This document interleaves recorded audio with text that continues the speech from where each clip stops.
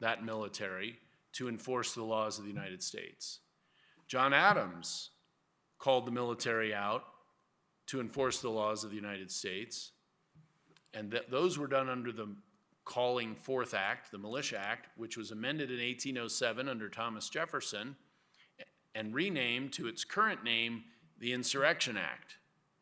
They didn't think about political optics in 1807 of naming these things, and that's a real issue.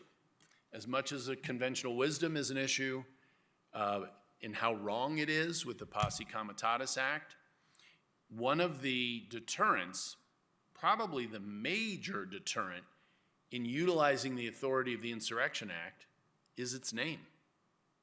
And in this day and age, with the instant news and memes and narrative and so forth, the last time the Insurrection Act was used was 1992 in Los Angeles by President Bush, when the riots there got what he considered to be out of control. This is literally the longest period from then to today that America has gone without utilizing the Insurrection Act. We're approaching 34 years. And as I said, that's the longest period we've ever gone without utilizing the Insurrection Act. Now, I mentioned Posse Comitatus was a criminal law. It's in Title 18, the criminal statutes. Your state has one title of its code where all the criminal statutes are. The US Code is the same way, the Virginia Code is the same way. Well, the Insurrection Act isn't in that part of the code. It's in Title 10, where you also find laws about the National Guard and how the federalization of the National Guard can work. The Insurrection Act is in Title 10. It's sections 251 to 255. And we're going to look at the language of one of those sections, 252, and talk about it in comparison to the Posse Comitatus Act. I'm going to ask a question here. If we put the PowerPoints up, will I be able to see them? Okay, so what you have up there, now, first of all, I'm violating my own rules of PowerPoint by putting text up here that is more than like 3 words long behind a bullet. But I thought it would be better for you to be able to read it than for me to read it to you. So I noted the Posse Comitatus Act starts with the exception. Whoever except. There aren't a lot of laws you read that start with the exception. And there were senators who argued, this doesn't do anything. Why should we pass this? And because they believed the Constitution, the Article 2 power of the president, was really covered this whole area. Many of them believed that. There are people today that believe that. But they also knew that they had the Calling Forth Act, and now the Insurrection Act. Actually, even then, it was the Insurrection Act. And there are 5 elements to this criminal offense. Now, it's never been charged anywhere, so it's never been tested in a court against a defendant. And there are rather obvious reasons for that, because the one political branch is going to be utilizing, the president is going to be utilizing the military. And who charges? Well, the president is also in charge of criminal enforcement. So I would generally suspect the president would decide not to charge the president or any of his underlings who are following his instructions. You don't give instructions if you're the president unless you believe them to be legal instructions. Now, presidents can decide the law means what it is convenient for it to mean. Some people operate that way. It's not all that uncommon. It's human nature. But ultimately, the law means one thing. And in this case, it leaves, I think a clean analysis would suggest, even with the Posse Comitatus restrictions, that is a loophole you could drive 2 trucks through, if you want to call it a loophole. Again, I'm talking from the conventional wisdom perspective, that this is a loophole, that the president shouldn't be able to use this authority. Can you put the Insurrection Act language up there, please? Thank you. Now, I've used a little highlighting here, and I'll let you take a look at that. What I would point out as you read it is the great deal of discretion it gives to the president to decide when it's needed, to decide how to use it, which is consistent with the history of presidential control of the military. Nonetheless, now we're talking about using the military in law enforcement. So some of you may recall last year, President Trump attempted to use the National Guard. Well, he did use the National Guard in a number of cities, including in law enforcement support roles. In Portland, in Los Angeles, in Washington, D.C. Washington, D.C. is not a good example because the president actually controls the National Guard in Washington, D.C., whereas in the 50 states, for him to get control, he has to remove it out of state control and federalize the Guard. Whereas on a day-to-day basis, the Guard in D.C. reports up through a chain of command that doesn't include the city council or the mayor of Washington, D.C. It goes straight to the federal. So not a great example. But he was losing cases out there, and the statute that was being used was a National Guard statute, and I didn't prepare a slide on this one. It's 10, again, Title 10, where the National Guard statutes are, USC 12406. I'll be a little bit of a lawyer, subsection 3.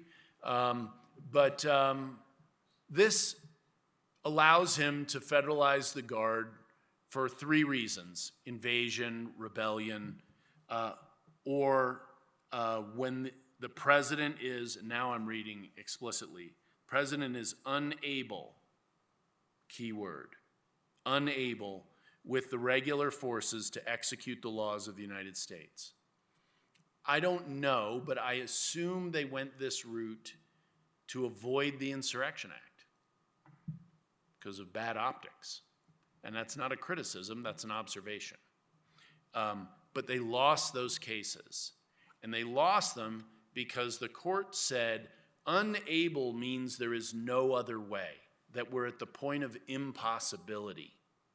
And you are clearly not at the point of impossibility. Now, I personally believe that judges shouldn't even, these cases should be dismissed.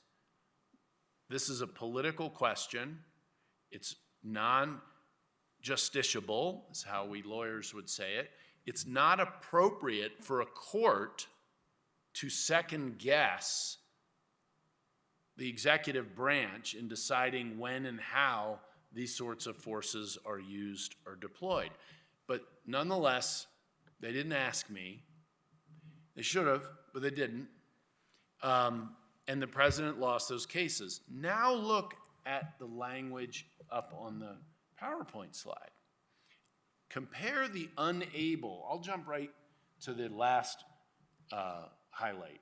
As he considers necessary, so who gets to judge?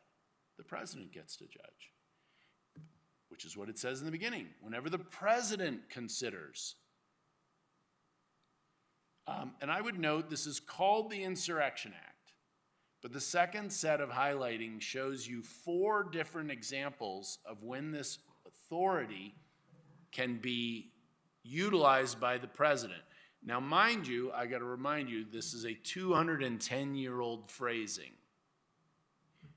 Unlawful obstructions, combinations, or assemblages, those aren't insurrections or rebellion. So they named it after the 4th one. Again, they didn't ask me. Nonetheless, look at what's gone on in Minnesota recently.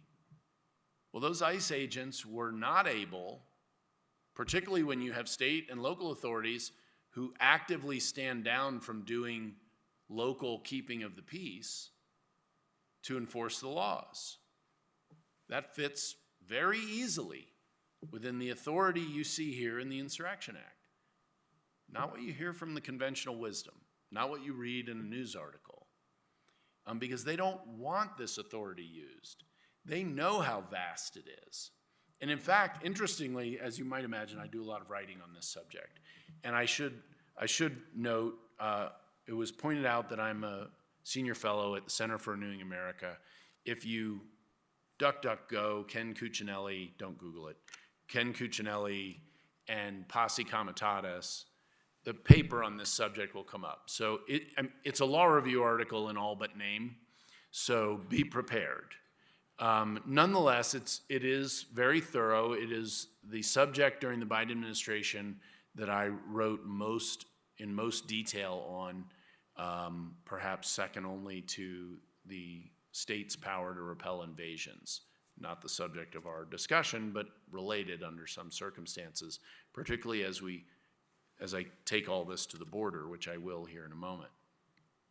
So name the Insurrection Act, but there are 4 different bases on which this can be used. Easy to see how drug cartels running human trafficking and drug rings across our border could qualify as obstructions, combinations, that would be my choice, or assemblages. But it's also, you also could see by the 6 weeks of the first 6 weeks of the Trump administration, they got control of the border in 6 weeks with no change in the law.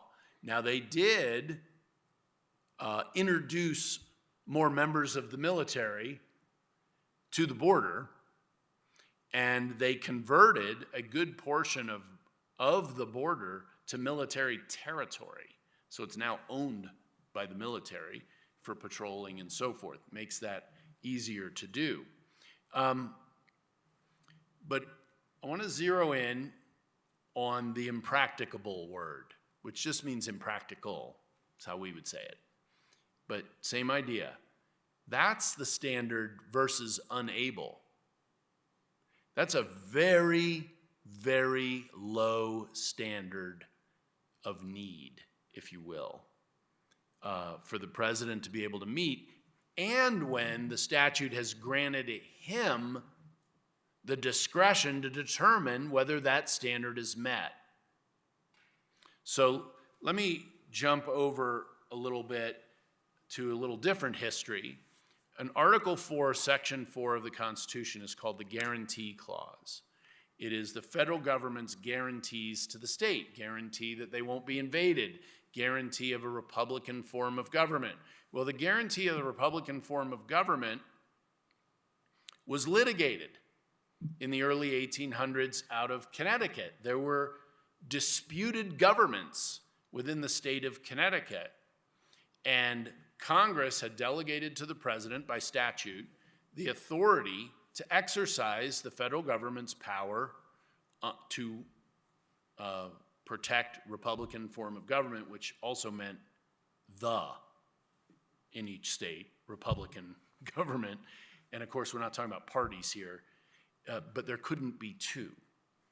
And the executive branch recognized one of the competing adherents for the governance of Connecticut, and that was litigated, and it went up to the Supreme Court. It's one of the few cases like this that we have Supreme Court precedent on. It's the Luther v. Borden is the name of the case in 1849, and in what I think was the exact right decision, the Supreme Court said, we can't decide this case.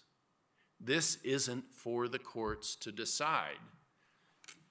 The decision as to what is the Republican form of government in this state is left to another branch of government, and we respect that separation of powers, and we leave it there. They've decided, that's the end of the discussion. That's a very, very important precedent. It's why, in my view, the Ninth Circuit shouldn't have been ruling on the National Guard cases, even with the tough standard. But that's a statute that didn't speak to the president's discretion. It said he can do these things. And the only standard in there was unable. Here we have twice repeated that he gets to decide whether it's impractical to enforce the laws of the United States in the absence of the use of the U.S. military. So if, as, and when this gets deployed, Someday it will. It was not contested that I know of when George Bush used it. As I noted, we've now gone longer in American history. Literally from 1776, we've never had a 34-year period where the Insurrection Act was not employed. Civil rights era, probably no surprise.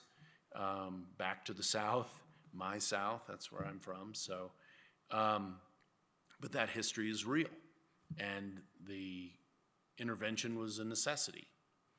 Certainly it was impractical there. You had local authorities, state and local, who were not going to help enforce federal law. And so, starting with Dwight Eisenhower, but not only Dwight Eisenhower, the military was used to enforce federal law. It's been done repeatedly, all while there's never been so much as a charge under the Posse Comitatus Act. So, and those two can't happen at the same time because as we saw in the language of the Posse Comitatus Act, except if there's another law, I'm paraphrasing, of course. And so the exception is met immediately by the invocation of other authority. I didn't mention, and only because it's kind of a fun name, and it's, you all have more Indian history than we have in Virginia. We have some, but the 1970s cases were out at Wounded Knee, I want to say in South Dakota, in the upper part of the 8th Circuit at that time. Also, you all know, whether you've gone to law school or not, hopefully you haven't for your sake, later laws trump earlier laws, right? That's a pretty basic civics lesson for us. Well, after 9/11, the Homeland Security Act was passed. It created the Department of Homeland Security, not the best idea in the history of the United States, but there it is. Part of the Homeland Security Act, Congress said, they took the time to write into the act that the president has the authority to use the military to enforce the laws of the United States. And they did it with a clarity that was much sharper than those cases out of the 8th Circuit in the 1970s. And when Congress passes a law after cases have existed, Congress is understood to have had knowledge of those cases. That's part of the reason for passing the later law, is to clean up what they may perceive to be the mistakes or mess of those cases. So if someday in the future someone wants to bring a prosecution under the Posse Comitatus Act, it is that last language of the Homeland Security Act that said that PCA, that specifically says the Posse Comitatus Act bars marshals from obtaining control of military members. They narrowed the Posse Comitatus Act to what they actually talked about. How crazy is that? During the debate, that marshals can't gain control of military members in exercising posse authority, which still, as I said, exists to this day. The authority does. The need, not so much, but the authority does. So we've even had some clarification from the Congress. And as I noted, later laws govern, and so, you know, the 20-year-old version after those cases and after the Fourth Circuit dabbling that I mentioned, there literally hasn't been another case that even tries to borrow, I'll call it borrowing, the Posse Comitatus Act, because it was used as a shield by defendants instead of a sword by the charging authority, the government. Now, despite all of this history, the modern media and the conventional wisdom still spout no military in law enforcement. Military can't enforce the law, and they're wrong, and they're wrong. Now, I mentioned coming back to the Insurrection Act. It is a major exception to this. But first, I want to take a little trip to the border. So how does all of this play out at the border? In fact, it's irrelevant. Specifically what's irrelevant is the Posse Comitatus Act. Now we bring in the president's Article 2 authority. Indisputably, the president has the authority to block invasions of the United States. And it's hard to argue that, say, in the Biden administration, the 10 to 15 million people who poured into the country against our laws and without permission was anything short of an invasion. The American people believe it was an invasion. It's easy to defend in that stance. The only argument to the contrary is, well, no nation state was invading us. Perhaps so, but the fact of the matter is the nation state of Mexico has never, since it became independent, controlled all of Mexico. They have always had their contemporaneous version of what we now call the drug cartels. Pancho Villa, rather famously, when Texas Rangers and U.S. Army officers rode into Mexico to try to round up Pancho Villa. Wasn't a particularly successful undertaking, but it was interesting from a legal standpoint. In the beginning of the paper, for those of you who bring it up, my paper, we use a 1915 example where the U.S. Army, the U.S. Cavalry, Texas Rangers, and some local deputy sheriffs around Brownsville were all working together to repel an invasion of Mexican bandits.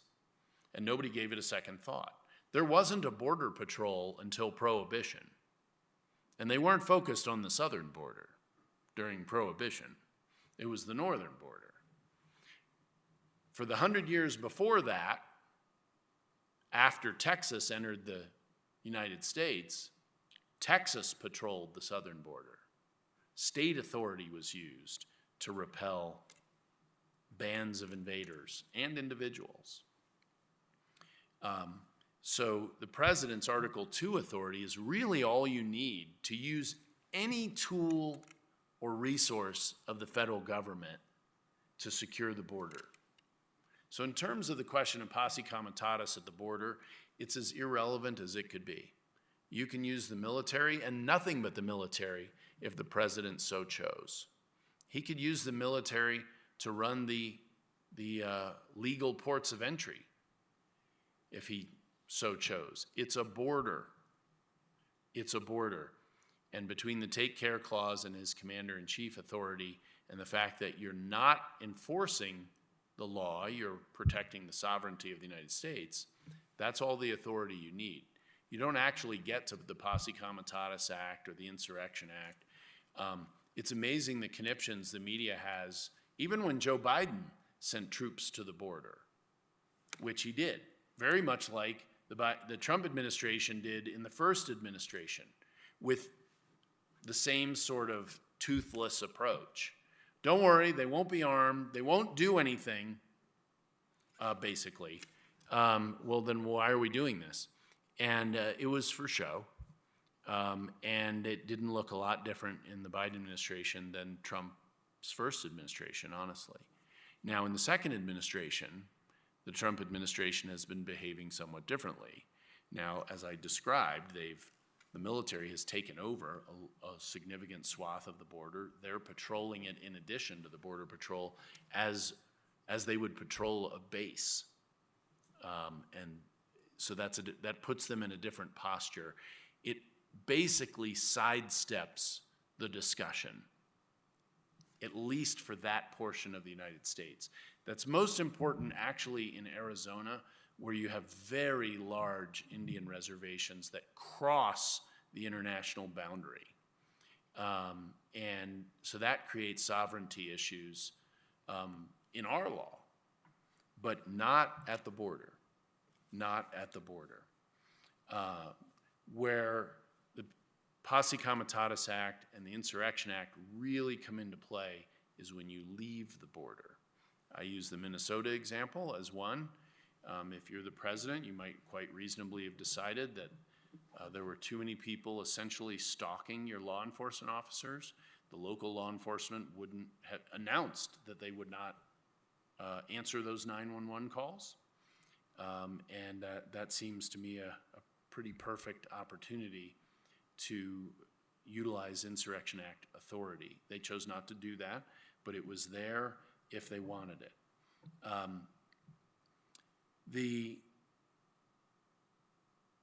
mentioned that the Insurrection Act got its name in 1807. It goes back to the Militia Acts literally at the beginning after our Constitution of 1792. The Calling Forth Act, then named the Militia Act, and then in 1807, the Insurrection Act. And I gave you examples of George Washington and John Adams utilizing the military. By the way, the reason it was changed, the Insurrection Act there, is the phrasing went from calling out the militia to the use of the armed forces, because they'd sort of accepted at that point that they're going to have some standing armed forces. They weren't going to be very big, at least that was what they envisioned. But the language in the law changed to allow not just calling up militias, guardsmen, from our perspective, and I'm simplifying the concept of a militia. It's more than National Guardsmen, but I'm not going to get into that today. And explicitly allowing in the statute the utilization of the military. Now remember, George Washington and John Adams used the military. They used this power, but they did it by calling up guardsmen to enforce the laws, and both of them were tax rebellions. Thomas Jefferson did the same thing, and he, unlike Washington and Adams, who, in George Washington's case, he called up militia from Pennsylvania, New Jersey, Virginia, and I want to say Delaware, to go to Western Pennsylvania, where they were not paying whiskey taxes and excise tax, federal excise tax, and they were they were locking up the federal authorities. Problematic if you're the president of the United States.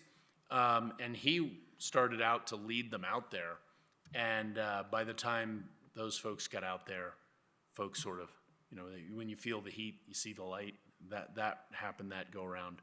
Similar situation with John Adams, though he did not make a move to lead the effort. But those were incidents that happened, arose, concluded, everybody went home. There were indictments, there were other things, people were pardoned later, as often happens in these situations. But I would call them discrete events. In Thomas Jefferson's second term,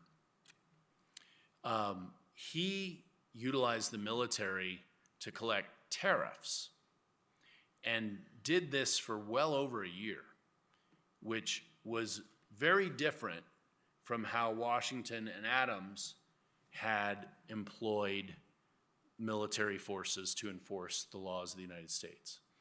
And it was much more extensive. Interestingly, from the yeoman's representative, Thomas Jefferson, and yet he most extensively used the military, formal military, and did it in what might almost be a bureaucratic role of revenue collection, not merely freeing the revenuers from jail, but actually collecting the tariffs. Again, this was a problem in the South. Andrew Jackson confronted it a few years later with South Carolina, the first nullification crisis. And so we see by the first president who, I'll say, beefed it up into the Insurrection Act that we debate today so controversially. I'm not going to say what he did wasn't controversial, much more so than Washington and Adams, but it wasn't controversial because he used the military. It was controversial because of the tariffs and the policies that implied and the regional differences in how those landed. So I mentioned that President Trump tried to use that National Guard statute, 10 U.S.C. 12406, and really lost on the unable standard, unable to enforce the laws otherwise, and in statutes that didn't speak to the kind of discretion he has here as president. I also mentioned the one time the Supreme Court has touched this, or anything like it. It's not exactly this, but it's awfully close, Luther v. Borden. It suggests that courts should and will be very, very deferential. We didn't see that in the National Guard case that President Trump lost, but if you have observed America in the last 10 years, you find the courts are willing to do things to President Trump as the head of the executive branch that they were unwilling for 200 years to do to any other president. That's obviously not a very good thing, but we also have the Insurrection Act, again, irrelevant at the border, very relevant in Portland, in Los Angeles, in Minneapolis, when you've got immigration authorities attempting to do large-scale deportation and being opposed in what appears to be a very organized fashion with some willingness to commit violence and an inability on the part, as a matter of pure numbers, on the part of the agents and officers to confidently be able to protect themselves. A perfect arrangement for why the Insurrection Act exists, why that authority exists, and no one who wrote it or signed it into law, same with the Posse Comitatus Act, would have doubted that under the circumstances we see in various parts of our country today, that those legal authorities existed in the hands of the president to be used on a basically unchallenged basis. The founders believed the challenge would be the elections. And they are. That is a check. I would bet, again, I don't know, but I would bet that concern about the midterms was why the Insurrection Act wasn't used in Minneapolis. That is a legitimate check of power. That's political accountability. It's a recognition by the government that it is governed by the people, and conforming their behavior accordingly. I think that would be how the founders should view it. With that, I'm happy to take some questions. You're welcome to, I'll let you guys use the hook in terms of how far afield you want to let people go, but I'm happy to answer whatever you've got. And fastballs are quite welcome. So are curveballs, actually, but.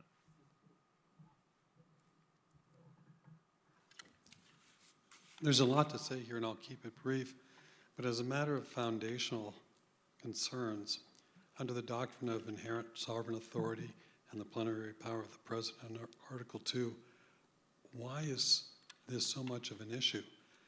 There's a question in my mind as to the constitutionality of statutes limiting or expanding the inherent sovereign authority of the President. Do you have any thoughts? Sure. So certainly it is indisputed that the president has inherent sovereign authority as the chief executive, the chief magistrate, and the commander-in-chief. But our Constitution, unlike many around the world, it lays that out in brief philosophical terms without being prescriptive or proscriptive, depending which side you want to look at, about what the boundaries of that power and authority are. So when the Posse Comitatus Act was passed, that's why you had some senators saying, I don't think this does anything. They had a very expansive view of the inherent power of the president under Article 2. Others who believe that it actually imposed some limits had a more narrow view. And because this hasn't been litigated, to the extent it has been up to the Supreme Court said, we're going to let the political branches decide. The political checks are what come into play. Well, Congress passing a law like this is a political check. The Brookings Institute, the Center for Renewing America, is decidedly right of center, for anyone who might be surprised by that. Also writing on this subject, I saw last November, was the Brookings Institute, decidedly left of center. And I read what they had to write on this, and they were surprisingly candid. In fact, I'm not sure they and I disagree at all on the authority of the president under the Insurrection Act. Their concern is one of, whoa, we need to rein this in. This is way too broad, way too broad. And again, I do think that the founders' concern about a standing army comes into play here in these statutes you trace back to the founding era. I'm sure they'd all be surprised that we have 350 million people here now. We're 100 times, 50 times bigger than they were at the point of the Constitution. I don't know the exact numbers there. But we have a military that is something like 10,000 times bigger. That would really shock them and appall them, frankly. Of course, at the time, the southern boundary was Georgia, and no one had the capacity to do a mass move of population. The kinds of problems we deal with, and I'm referring here to immigration, didn't exist then by any means of the same scale that we contend with. So back to the Constitution, we have general principles that are the constitutional foundation, and these laws, pound out the boundaries of it. I'm not aware of a president who said any of this was unconstitutional. So there's something from before the Civil War called the Cushing Doctrine. Cushing was the Attorney General under President Pierce. He, because of the fugitive slave disputes, he wrote a legal opinion as to the president's authority to use the military to enforce the fugitive slave laws, and not surprisingly found that the president had that authority. He spoke of it in inherent terms, which is interesting because the Insurrection Act was 30 years old at the time, and the Calling Forth Act was 45 years old at that time, actually 55 years old. And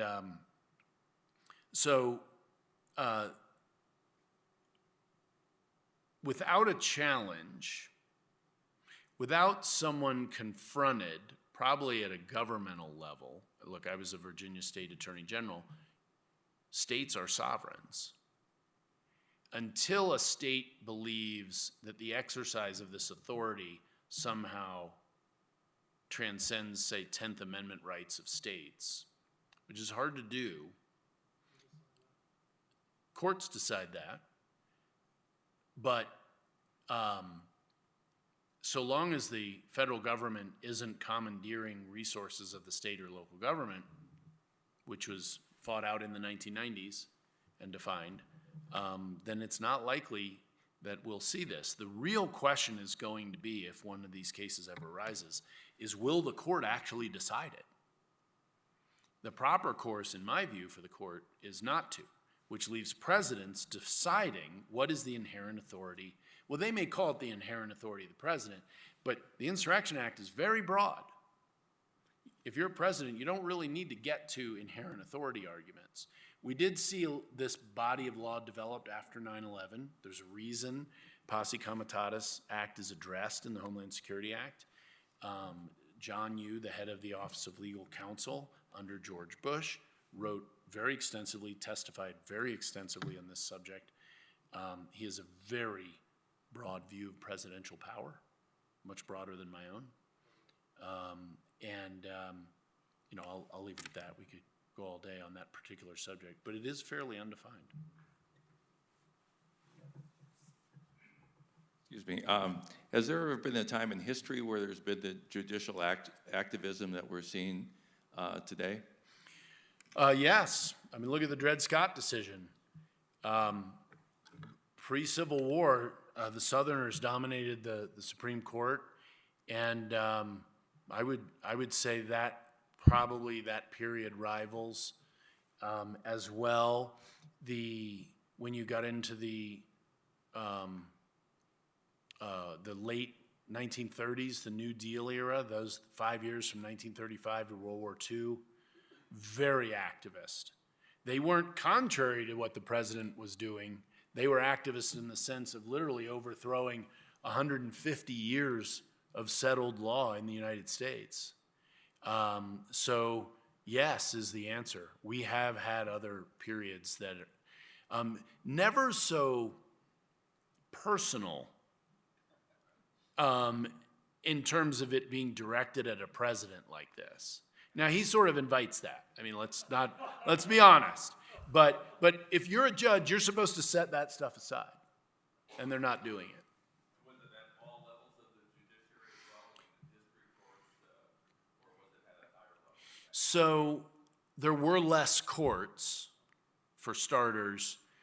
It was a pretty miserable job to be on the Supreme Court for the first, half of its history. They were circuit riding for a long time.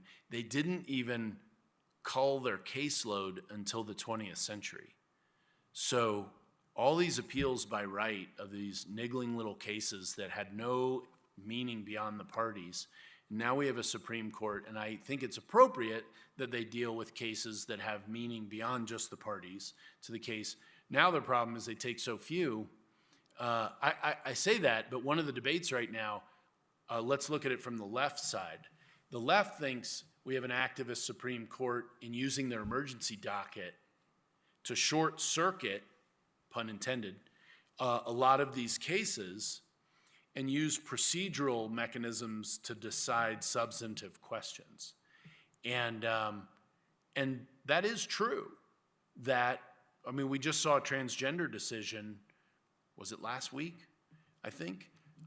Maybe a week and a half ago, by the Supreme Court, where they blocked injunctions from lower courts that were done using class certification, which was an avenue left open in their narrowing of nationwide injunctions in 2025. And they effectively decided the case. They didn't literally decide it, and they used language that sounds like we're not quite deciding this, but if you're a lower court judge who doesn't want to be reversed, well, it's pretty clear what you're going to need to do. And so that complaint has arisen now. And what it is, in my view, is the conservative justices are doing this because of the level of activism at the district court level. And just the extremeness of some of it is really, it's historically difficult to convey how radically outside the norm some of these district court behaviors are. Judge Boasberg in D.C., I want to say Murphy up there in Boston on some of the immigration stuff. They're in the Seventh Circuit just reversed one where they made the point, hey, judge, lower court judge, you're trying to run the executive branch. They all but said, if you want to do that, run for president, which is the right answer. So they're getting in the way of those.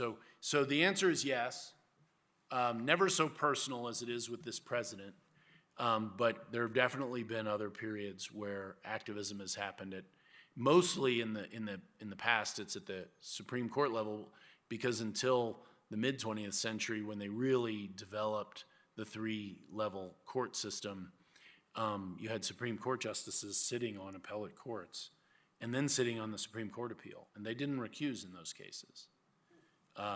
They participated because they were playing 2 different roles. In the list of criteria for using the Insurrection Act, there's one word that has me a bit baffled, and that's the word combinations. What was meant by that? I view that to kind of modernize the language, and that isn't what you do when you're applying law. You go back and figure out the original meaning. Or if you're one of these activist judges, you decide what you want it to mean, and then you say that's what it means. But that's not proper judging. I view combinations like conspiracies. So you don't, it's a planning stage as opposed to, say, an execution stage. Assemblages would be mobs, crowds, groups. And the combinations, you look at the drug cartels, and they themselves would fit that description. They are also conspiracies on top of it.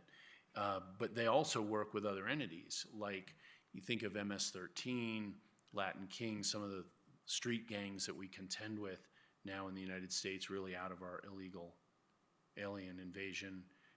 But they're different from the cartels. They are separate. They operate separately.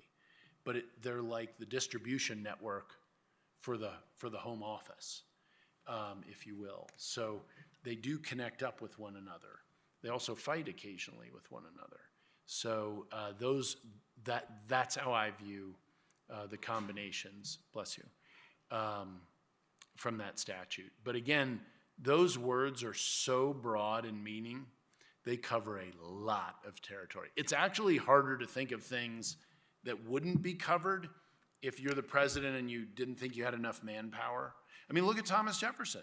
He didn't think he had enough manpower to collect tariffs. So, to enforce immigration laws, criminal and civil, that's a lot easier leap out of the language of the Insurrection Act than collecting tariffs.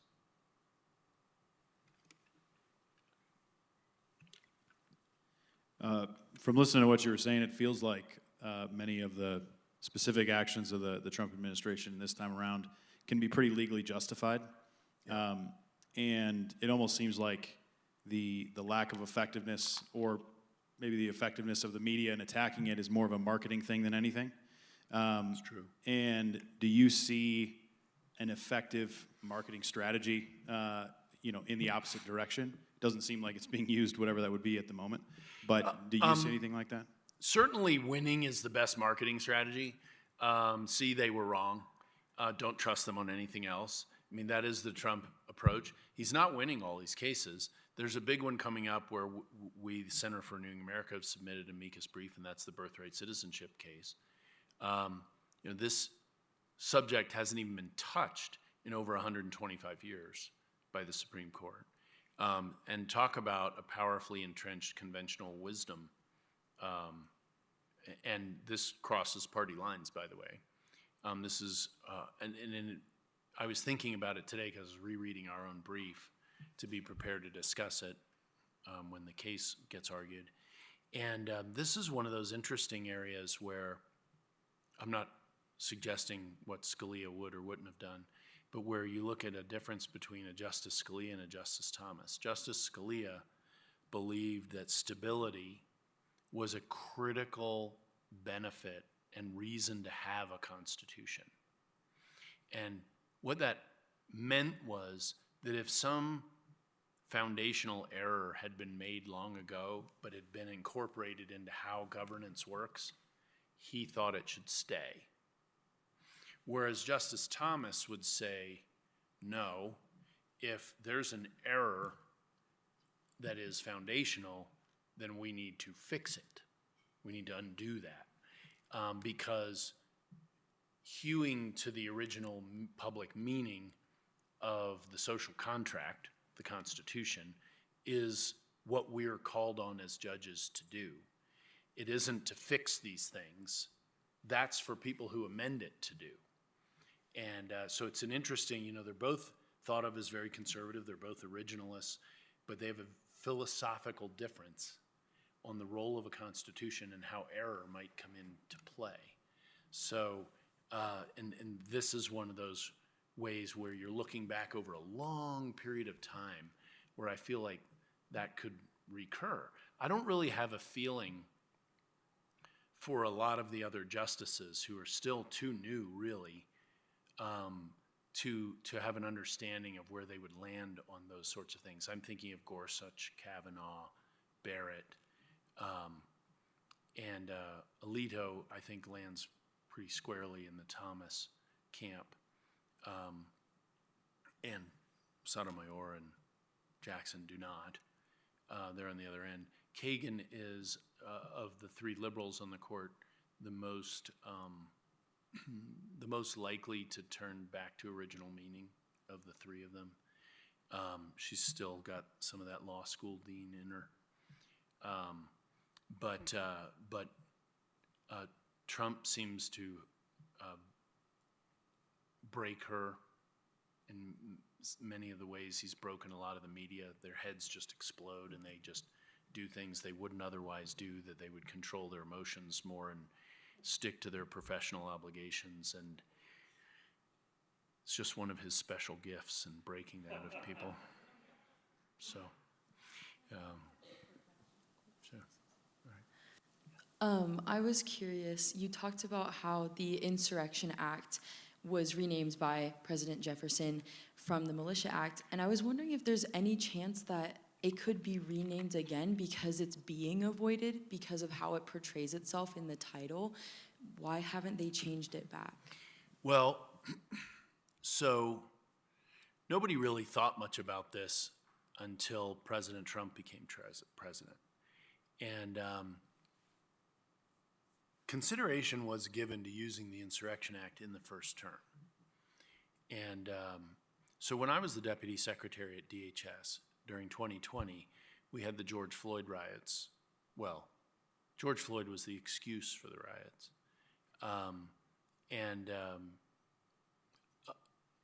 With federal facilities all over the place being attacked and so forth, and getting various levels of help or not, and from local authorities. In Portland alone in the summer of 2020, the Department of Homeland Security had 340 officer injuries. Probably not a number you've ever heard before. 340 in one city, which Senator Merkley called the Summer of Love. Yeah. And so under those circumstances, we looked very hard at whether to utilize that authority. But frankly, there are big differences between Trump 2.0 and Trump 1.0. For example, that whole summer, we had 2 FBI agents helping us in Portland. 2. The Trump Department of Justice in the first term was not helpful.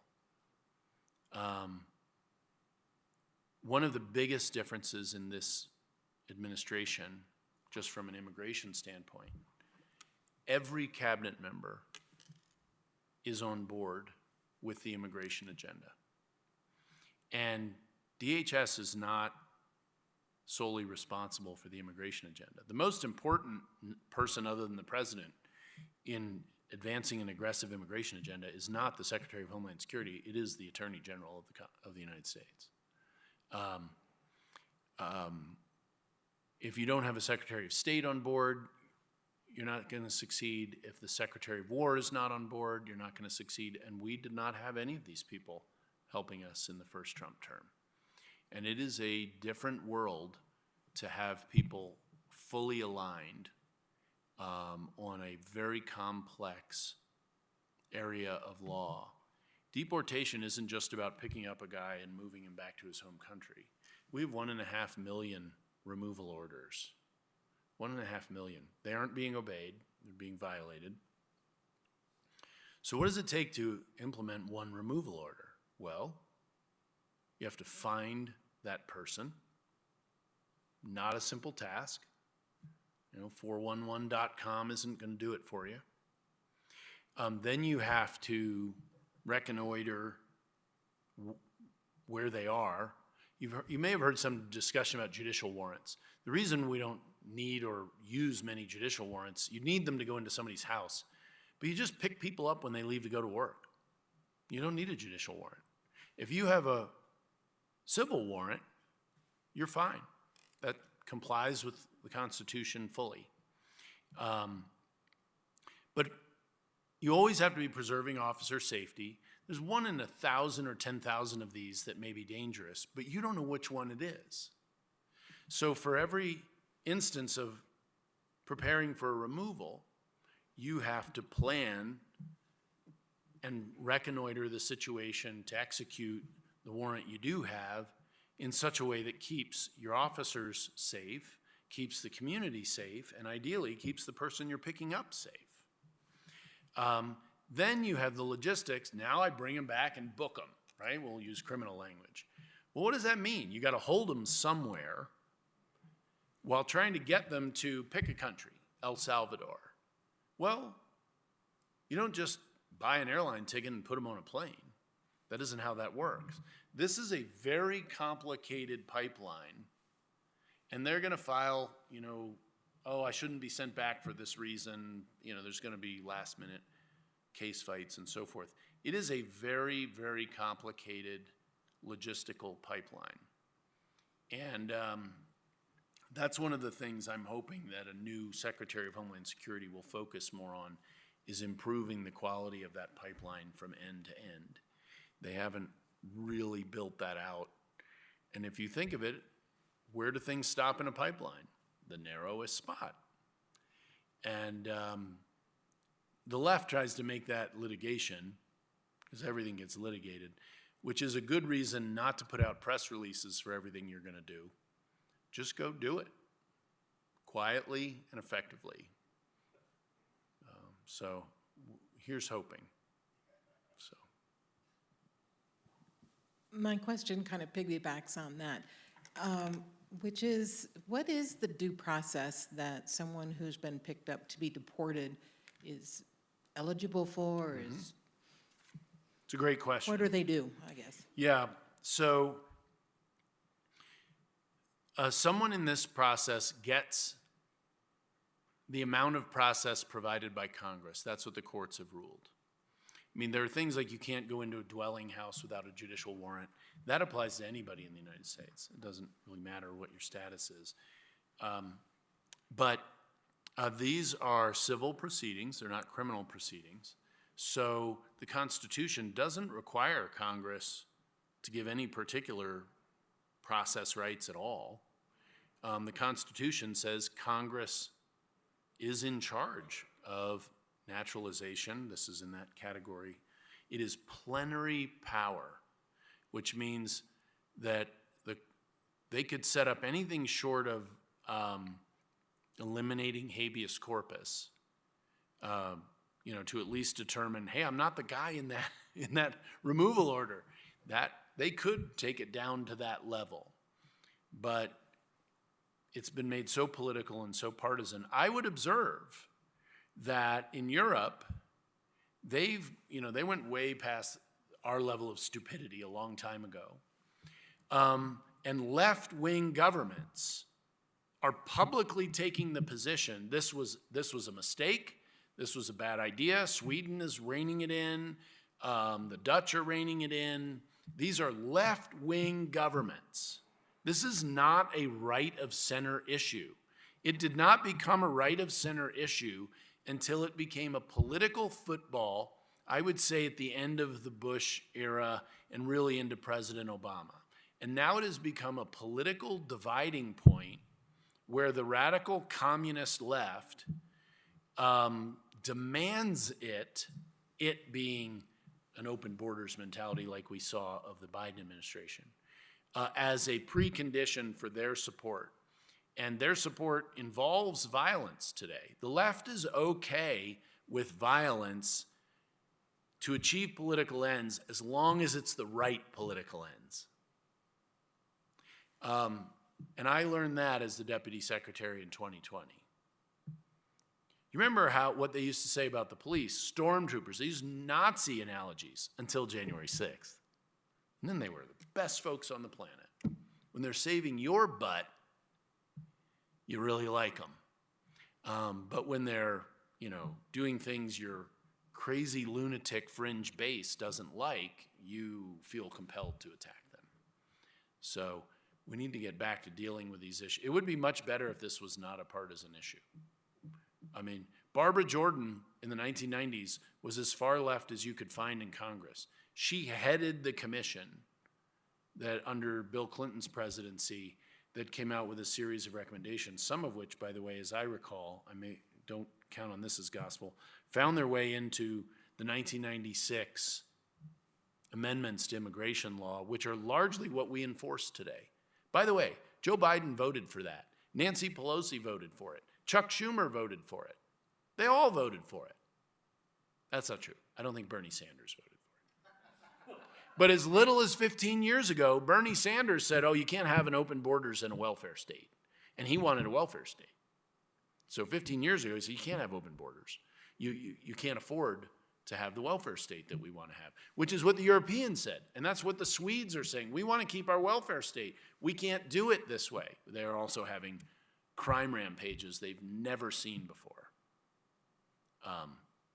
that come from the illegal community in their countries. So I'm not in charge of mics, but. Thank you so much. Yeah, my pleasure. My pleasure.